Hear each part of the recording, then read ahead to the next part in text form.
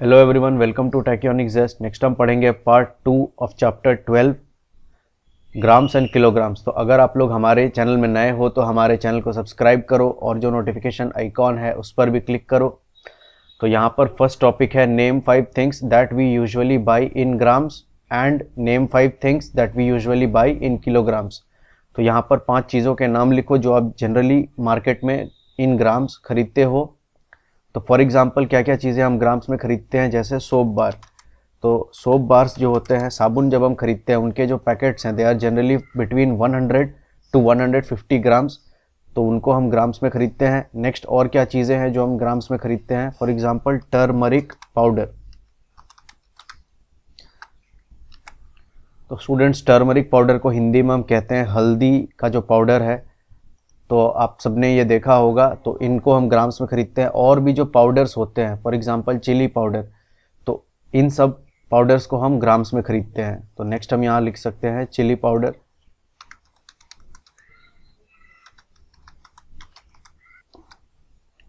और भी बहुत सारी चीज़ें होती हैं, जैसे बहुत मसाले होते हैं, जैसे पनीर मसाला, मिर्च मसाला। तो ये सारी चीज़ें हम ग्राम्स में खरीदते हैं, तो उनको भी आप यहाँ पर लिख सकते हो। जैसे basically these are powders only. Next कुछ चीज़ों के नाम लिखते हैं जो हम किलोग्राम्स में खरीदते हैं, जैसे fruits, for example apples, mangoes. तो ये सारे जो फ्रूट्स हैं इनको हम खरीदते हैं इन केजीज जनरली। और क्या केजीज में हम खरीदते हैं, जैसे vegetables, for example potatoes, onions. इन सारी चीज़ों को जनरली हम केजीज में खरीदते हैं। और क्या चीज़ें हैं जो हम केजीज में खरीदते हैं, फॉर एग्जांपल राइस, वीट। तो ये सारी चीज़ें आप यहाँ पर लिख सकते हो। Next is which is heavier. Which is heavier, 1 kilogram cotton और 1 किलोग्राम आयरन। तो स्टूडेंट्स यहाँ पर वो पूछ रहे हैं 1 किलोग्राम कॉटन और 1 केजी कॉटन या फिर 1 केजी आयरन, इन दोनों में से हेवियर क्या है। तो स्टूडेंट्स, अगर आप वेट को देखोगे तो दोनों ही इक्वल वेट के होते हैं, लेकिन अगर आप बहुत ध्यान से और बहुत अच्छे से कैलकुलेट करोगे तो 1 केजी आयरन एकदम स्लाइटली हेवियर होता है as compare to 1 KG cotton. ऐसा क्यों होता है ये हम यहाँ पर देखते हैं। तो यहाँ पर आप देखो, density of cotton is less than that of iron, hence 1 KG of cotton will occupy more space than 1 KG of iron. तो यहाँ पर एक टर्म है डेंसिटी। तो स्टूडेंट्स, इस बारे में मैं ज़्यादा आपको अभी नहीं पढ़ाऊंगा, नेक्स्ट हायर क्लासेस में जब हम जाएंगे तो हम इन टर्म्स के बारे में डिटेल में पढ़ेंगे। बट अभी बस रीज़न के लिए आप इतना जान लो कि जो डेंसिटी होता है कॉटन का, it is less than that of iron. Hence क्या होता है, 1 केजी ऑफ कॉटन ज़्यादा स्पेस ऑक्यूपाई करता है as compare to 1 KG iron. और as the surface area of 1 KG of cotton is more, the upthrust will be more on cotton than on iron. और यही कारण है बेसिकली जो upthrust है ये कॉटन में ज़्यादा है एज कम्पेयर टू आयरन। तो इसी कारण से कॉटन का जो वेट है वो स्लाइटली लेस होता है एज कम्पेयर टू आयरन। तो जब आप 1 केजी कॉटन किसी पर फेंक के मारते हो और 1 केजी आयरन किसी पर फेंक के मारते हो, तो जब आप 1 केजी आयरन फेंक के मारोगे तो ज़्यादा चोट लगेगी as compare to 1 KG cotton. क्यों? क्योंकि 1 केजी जो कॉटन है ये ज़्यादा स्पेस ऑक्यूपाई करता है as compare to 1 KG iron. And why is that? Because the density of cotton is less than the density of iron. तो इसीलिए आयरन के केस में चोट ज़्यादा लगती है, कॉटन के केस में चोट कम लगती है। ऊपर से कॉटन एक सॉफ्ट मटेरियल है, तो इस कारण से भी जो चोट है बेसिकली कॉटन के केस में वो कम लगता है as compare to the iron. यहाँ पर भी आप देख सकते हो, sir she threw a heavy watermelon at me. तो इसने इसके ऊपर एक हैवी वाटरमेलन इसके ऊपर फेंका था। तो फिर यह कहती है he threw 1 KG pillow of cotton, so I threw a 1 KG watermelon. Yesterday you said that 1 KG the weight of 1 KG cotton and 1 KG melon is equal, which is absolutely true. The weight of 1 kg cotton and the weight of 1 kg watermelon that is equal. But still इसने जब 1 kg cotton का pillow इसके ऊपर मारा, इसने जब 1 kg cotton का pillow इसके ऊपर मारा था, इसे ज़्यादा चोट नहीं आई। लेकिन जब इसने 1 kg वाटरमेलन इसके ऊपर मारा तो इसको चोट लगी। क्यों? The same reason for that, cotton softer material होता है as compared to the watermelon. Watermelon is a harder material. Also cotton occupies more space than watermelon, जो दोनों ही सेम वेट्स के हों। तो इसीलिए इसको ज़्यादा चोट लगी और इसे ज़्यादा चोट नहीं लगी। Next question is Dinshan went shopping. Dinshan went to a shop and bought some things. Dinshan एक शॉप पर गया और उसने कुछ चीज़ें खरीदी। His younger brother cut the end of the bill where the weights were written. तो उसके छोटे भाई ने क्या किया, जो बिल था उसका एंड उसने इस तरह से कट कर दिया जहां पर वेट्स लिखे हुए थे। Guess and write the weights of each thing he bought in gram और केजी। हमें बस गेस करके यहाँ पर लिखना है इन चीज़ों को जो उसने खरीदा है वो ग्राम्स में खरीदा है या फिर केजी में खरीदा है। तो जनरली इन चीज़ों को आप ग्राम्स में खरीदते हो या केजी में, वहीं से आप गेस करके यहाँ पर लिख सकते हो। फॉर एग्जाम्पल राइस, तो यहाँ पर हम देखें दिनसन ने राइस यहाँ पर 5 केजी खरीदा है या 5 ग्राम। तो स्टूडेंट जब भी आप राइस खरीदने जाते हो आप बल्क क्वांटिटी में खरीदते हो, ज़्यादा क्वांटिटी में खरीदते हो। 5 ग्राम एक बहुत ही स्मॉल क्वांटिटी है, तो जनरली राइस हम क्या करते हैं केजीज में खरीदते हैं। तो यहाँ पर हम लिखेंगे 5 केजी। नेक्स्ट शुगर, तो शुगर यहाँ पर क्या है 1 ग्राम या फिर 1 केजी। तो स्टूडेंट्स आप बताओ, मार्केट में जब आपके पेरेंट्स जाते हैं खरीदने सामान या फिर कभी आप जाते हो तो आप 1 ग्राम शुगर खरीदते हो या 1 केजी शुगर खरीदोगे। तो 1 ग्राम शुगर बहुत ही छोटा क्वांटिटी है, बेसिकली हम यहाँ पर लिखेंगे KG, 1 KG sugar. Next mustard seeds, तो मस्टर्ड सीड्स यहाँ पर दिनशन ने कितना खरीदा होगा, तो 10 केजी और 10 ग्राम। तो 10 केजी एक बहुत ही ह्यूज क्वांटिटी है। 10 केजी बेसिकली 5 केजी से भी ज़्यादा है, तो इतने बल्क में हम मस्टर्ड सीड्स को नहीं खरीदते हैं। तो यहाँ पर हम क्या लिखेंगे 10 ग्राम्स। नेक्स्ट वीट, तो वीट क्या है, तो वीट और राइस दोनों ही हम बल्क में खरीदते हैं, ज़्यादा क्वांटिटी में खरीदते हैं, तो यहाँ हम लिखेंगे 3 केजी। नेक्स्ट दाल, तो दाल यहाँ पर 500 केजी लिखे हैं या 500 ग्राम्स। तो 500 केजी एक बहुत ही ह्यूज नंबर है, इतना क्वांटिटी में हम नहीं खरीदते हैं जनरली चीज़ों को, तो यहाँ पर हम लिखेंगे 500 grams. Next T powder and pepper powder, तो बेसिकली दीज आर पाउडर्स। तो टी एंड पेपर जनरली इनको हम क्या खरीदते हैं ग्राम्स में खरीदते हैं, तो यहाँ पर हम लिखेंगे 250 ग्राम्स। और पेपर तो यहाँ पर भी हम लिखेंगे 25 grams. Next is car and tractor. Ritu is weighing her toys.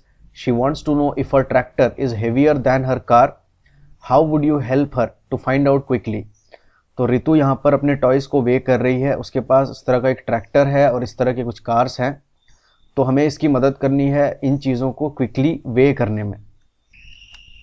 तो एक तो आप डायरेक्टली यहाँ पर लेवल से चेक कर सकते हो, the pan which goes down clearly that one is heavier. तो अगर आप ट्रैक्टर को एक पैन में रख दो और कार को एक पैन में रख दो, अगर ट्रैक्टर हेवियर है तो this pan will go down. तो यहाँ से आप क्लियरली देख सकते हो कि this tractor is heavier than this car. Next वो कहती है if I put 2 cars will the tractor still be heavier. मतलब अगर वो इस तरह के 2 कार्स यहाँ पर रख दें तो क्या जो ट्रैक्टर है it will still be heavier. तो वो देखना पड़ेगा, यहाँ पर 2 कार्स रख करके हमें चेक करना पड़ेगा। तो यहाँ पर हम 2 कार्स को रखेंगे। 2 कार्स को रखने के बाद अगर यह ट्रैक्टर जो पैन है यह फिर से नीचे चला जाता है, मतलब क्या हुआ, यह ट्रैक्टर उन 2 कार्स से भी ज़्यादा भारी है। अगर ये 2 कार्स वाला जो पैन है ये नीचे चला जाता है, इसका मतलब क्या हुआ, वो जो 2 कार्स का वेट है इस ट्रैक्टर के वेट से ज़्यादा है। तो इस तरह से हम फाइंड आउट कर सकते हैं। Next is which is the heaviest. Guess which is the heaviest, a real car, a bus और अ ट्रैक्टर। तो इन तीनों में हेवीएस्ट क्या होता है स्टूडेंट्स, तो जनरली इन तीनों में जो हेवीएस्ट होता है इट इज़ अ बस। Next is which is the heaviest thing you have seen. तो कौन सा हेवीएस्ट चीज़ आपने देखा है। तो स्टूडेंट्स जो भी हेवीएस्ट चीज़ आपने देखा है यहाँ पर आप लिख सकते हो। मैंने जो हेवीएस्ट चीज़ देखी है इट इज़ अ ट्रेन और अ रेल व्हीकल बेसिकली। तो यहाँ पर आप जो भी हेवीएस्ट चीज़ आपने देखा है यहाँ पर आप वो लिख सकते हो। Next is elephant's weight. Once a king had pain in stomach. एक बार एक किंग को अपने स्टमक में खूब ज़ोर से पेन हुआ। None of the palace doctors could cure his pain. तो वहाँ पर उसके पैलेस में जितने भी सारे डॉक्टर्स थे उनमें से किसी ने भी उसके पेन को ठीक नहीं कर पाए। तो हम देख सकते हैं यहाँ पर किंग है जिसके पेट में काफ़ी ज़ोरों से पेन हो रही है। तो किंग ने फिर अनाउंस किया anyone who cures my pain will get gold equal to the weight of an elephant. तो किंग ने परेशान होकर के फिर उसने अनाउंस कर दिया कि जो भी मेरे इस स्टमक के पेन को ठीक कर देगा I will give him gold equal to the weight of an elephant. यह सुनने के बाद क्या हुआ, सारे कंट्री से, पूरे देश से डॉक्टर्स वहाँ पर पहुँचे अपने अपने मेडिसिन को लेकर के, on hearing this doctors from all over the country came but only doctor Vaidika could cure him. तो जितने भी सारे डॉक्टर्स वहाँ पर आए उन सब में डॉक्टर वैदिका की जो मेडिसिन थी वो काम की और किंग का पेन ठीक हो गया। तो फिर वैदिका कहती है sir so can I have my reward now sir. तो डॉक्टर वैदिका ने फिर अपना रिवॉर्ड मांगा and what was that reward? The reward was to have gold equal to the weight of an elephant. तो फिर किंग क्या था, वो ग्रीडी था, वो गोल्ड देना नहीं चाहता था। तो उसने एक तरकीब सोचा। उसने क्या कहा, first find out the weight of an elephant then I will give you that much gold. तो उसने कहा तुम पहले एलिफेंट का वेट ढूंढ करके मुझे बताओ and then I will give you the weight of an elephant. तो स्टूडेंट्स यह एक ट्रिक कैसे है, बेसिकली हम वेट्स को मेजर करते हैं यूजिंग अ बैलेंस, और एलिफेंट चूंकि एक बहुत ही बिग एनिमल है, उतना बड़ा हमारे पास कोई बैलेंस है नहीं जिसके सहारे हम एलिफेंट को मेजर कर सकें या उसका वेट मेजर कर सकें। तो बेसिकली यह ट्रिक उसने सोचा कि डॉक्टर वैदिका एलिफेंट का वेट ढूंढ ही नहीं पाएगी तो मुझे फिर उसे गोल्ड देना नहीं पड़ेगा। Vaidika was unhappy when she reached home, she told her daughter the whole story. तो जब डॉक्टर वैदिका बहुत ही नाखुश होकर के घर गई तो उसने अपने डॉटर को पूरा स्टोरी बताया। तो उसकी डॉटर ने एक सोल्यूशन दिया डॉक्टर वैदिका को। उसकी डॉटर ने कहा डोंट वरी माँ, I have an idea, tell the king to arrange an elephant and a big boat. तो उसकी डॉटर ने सोल्यूशन दिया कि माँ आप किंग से कह दो वो एक एलिफेंट और एक बिग बोट अरेंज कर दे। तो क्या हुआ, next morning doctor Vaidika invited the king near a river, the king came with an elephant and a big boat. तो नेक्स्ट मॉर्निंग क्या हुआ, डॉक्टर वैदिका ने किंग को इन्वाइट किया to come near the river, the king came with an elephant and a big boat. वो एक elephant और एक बिग बोट लेकर के आया। I think she is a fool, how will she weigh an elephant with a boat. तो king मन मन में सोचने लगा कि मुझे लगता है doctor Vaidika she is a fool, how will she weigh an elephant with a big boat. Basically यह उसने उसकी डॉटर के लिए कहा था क्योंकि सोल्यूशन उसकी डॉटर लेकर के आई थी। तो चलिए देखते हैं किस तरह से उसकी डॉटर ने सोल्यूशन दिया। तो वैदिका की डॉटर ने क्या किया, she went into the river, she marked on the boat how much it sank in the river. तो इनिशियली जो बोट थी, डॉक्टर वैदिका की डॉटर ने जो रिवर के किनारे थी, तो उसने क्या किया, जा करके जो वाटर का लेवल था उस समय बिना एलिफेंट के, तो अभी फिलहाल एलिफेंट को उन लोगों ने बोट पर नहीं लाया था, तो जो वाटर का लेवल था उसने इस तरह से मार्क कर दिया कि ये वाटर का लेवल है, मतलब ये जो पानी है बोट को इतना अभी टच कर रहा है। नेक्स्ट फिर वैदिका की डॉटर ने कहा, she asked them to bring the elephant into the boat sank deeper, so she marked the new water level on the boat.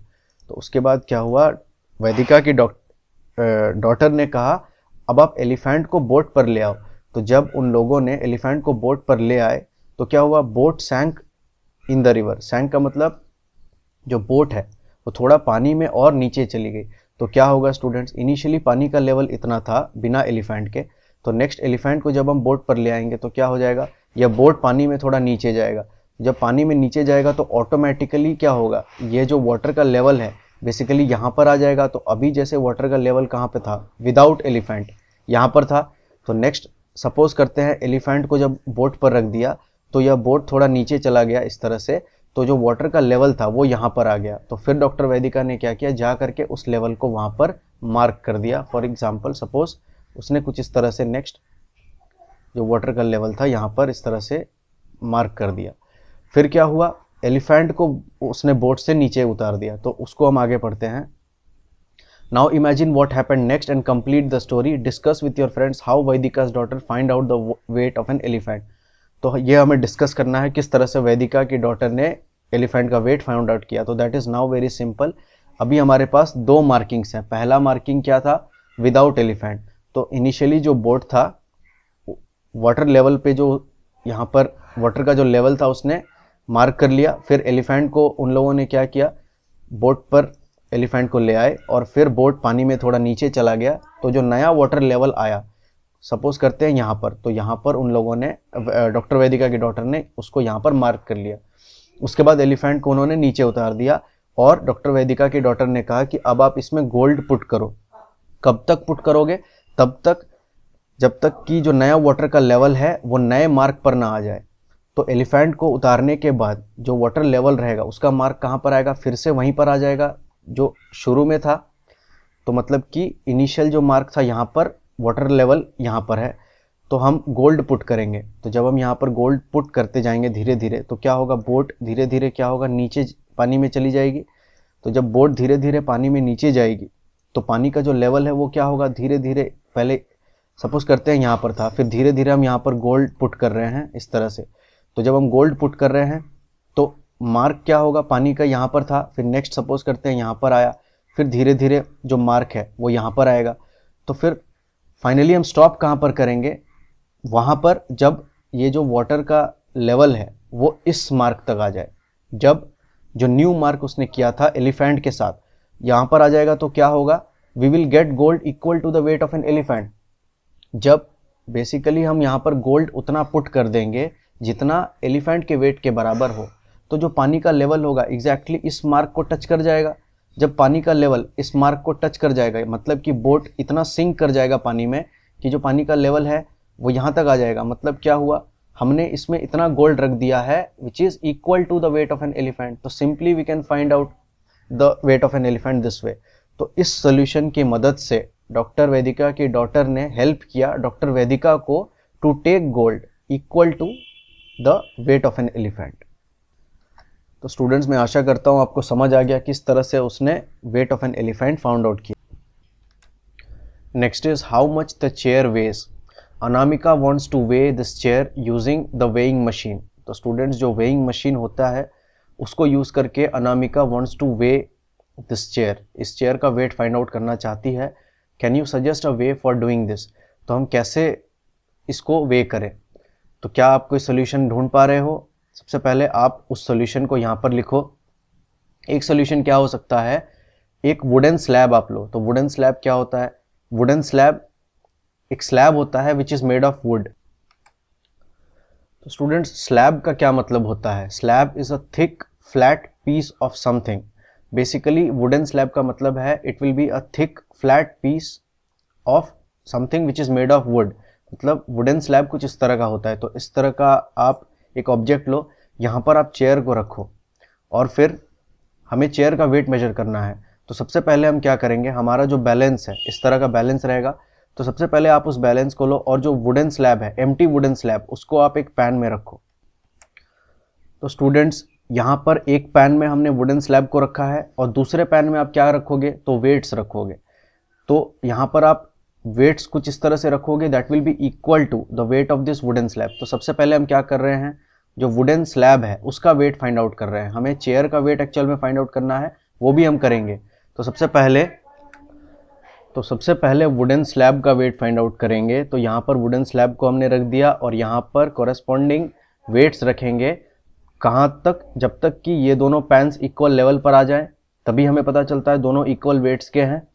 तो फिर यूजिंग द वेइंग मशीन सबसे पहले हम वुडन स्लैब का वेट फाइंड आउट करेंगे। Suppose करते हैं for example wooden slab का वेट आ गया है 400 ग्राम।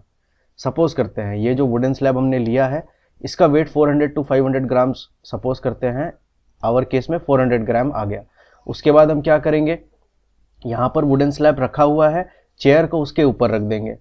अब दोनों का वेट हम मेजर करेंगे। तो यहाँ पर कोरेस्पॉन्डिंग वेट्स डालेंगे तब तक जब तक कि ये दोनों पैन्स इक्वल लेवल पर आ जाए। तो तब हमें इन दोनों चीज़ों का कुल मिलाकर के वेट मिल जाएगा।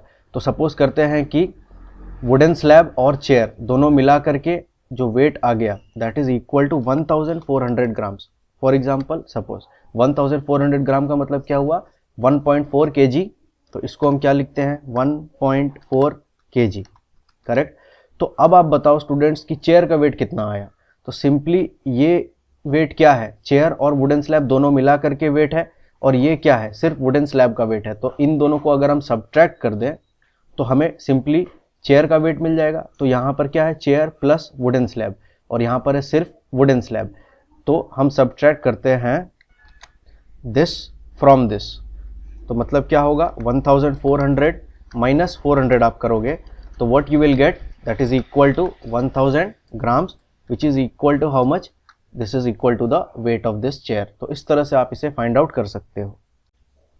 तो एक बात का और हमें ध्यान रखना है स्टूडेंट्स, जब हम वेइंग मशीन कहते हैं तो ज़रूरी नहीं है कि वो एक बीम बैलेंस ही हो। बहुत तरह के मशीन्स होते हैं जिनको यूज़ करके हम वेट्स फाइंड आउट कर सकते हैं।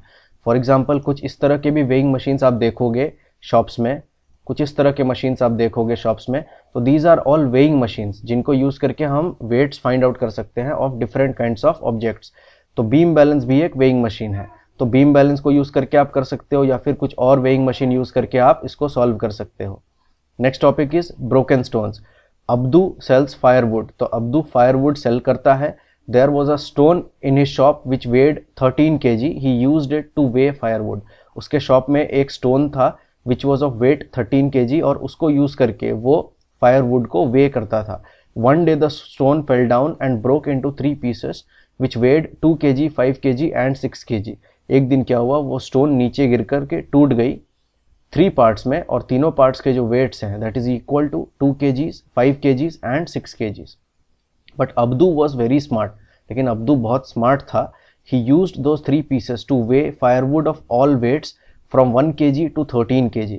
तो स्टोन तो उसका टूट गया, लेकिन अब्दू बहुत ज़्यादा चालाक था, तो उसने क्या किया, उन ब्रोकन पीसेस को यूज़ करके ही वो वेट मेजर करने लगा फ्रॉम 1 kg टू 13 kg। तो कैसे उसने किया वो हम देखते हैं। Here is how Abdu weighed 1 kg of firewood. सबसे पहले अब्दू ने किस तरह से 1 kg फायरवुड मेजर किया, तो यहाँ पर आप देखो स्टूडेंट्स, उसने 6 kg रख दिया है और यहाँ पर 5 kg का एक स्टोन रख दिया है। तो यहाँ पर कितना हो गया, तो स्टूडेंट सबसे पहले तो आप देखोगे ये जो दोनों पैन्स हैं इनके लेवल अगर सेम हो जाए, मतलब क्या हुआ, इस पैन में जितना वेट है दैट इज इक्वल टू इस पैन में जितना वेट है, ठीक है। तो इस पैन में वेट क्या है 6 kg, तो इस पैन में भी टोटल 6 kg होना चाहिए। तो 5 kg का एक स्टोन उसने रख दिया, तो जाहिर सा बात है फायरवुड का वेट कितना हो गया 1 kg, तभी तो 5 kg प्लस 1 kg हो जाएगा इक्वल टू 6 kg। तो इधर भी हो गया कितना 6 kg और इधर भी हो गया कितना 6 kg। दोनों ही जब 6 kg हो जाएंगे तो हम कहेंगे both the pans have equal weights. तो यूजिंग द वेइंग मशीन हम इजीली ये कर सकते हैं। तो अब्दू ने इस तरह से 1 kg फायरवुड यहाँ से निकाल लिया, तो ये जो फायरवुड निकल करके आया इसका वेट क्या हो गया 1 kg। Next, now you show how Abdu will use these stones two pieces two way 4 kg, 3 kg and 7 kg of firewood. तो नेक्स्ट हमें दिखाना है किस तरह से अब्दू इन्हीं स्टोन्स को यूज करके 4 kg फायरवुड, 3 kg फायरवुड और 7 kg फायरवुड मेजर करेगा। तो सबसे पहले है 4 kg ऑफ फायरवुड। तो यहाँ पर 3 स्टोन्स हैं हमारे पास। तो अब आप बताओ स्टूडेंट्स किस तरह से हम 4 kg मेजर करें। तो अगर हम 6 kg स्टोन को यहाँ पर रख दें, तो यह है 6 kg का स्टोन, उसे हमने इस पैन पर रख दिया। तो this is equal to how much 6 kg। तो यहाँ पर आप 4 kg फायरवुड कैसे मेजर करोगे, तो सबसे पहले आप क्या करो, यहाँ पर 2 kg का एक स्टोन रख दो। तो यहाँ पर 5 है, 6 है और 2, 3 स्टोन है हमारे पास। 6 kg को यहाँ रख दिया, 2 kg को यहाँ पर हम इस पैन में रख देते हैं। तो ये कितने के बराबर आ गया है 2 kg के बराबर। और फिर यहाँ पर आप फायरवुड रखो, फिर हम देखते हैं क्या होता है। तो यहाँ पर हम फायरवुड रखते हैं इस तरह से। तो इस पैन में हमने क्या रखा है, फायरवुड रखा है और 2 kg का स्टोन रखा है, और इस पैन में हमने 6 kg का स्टोन रखा है। तो हम देखते हैं ये जो फायरवुड है is it equal to 4 kg और नॉट।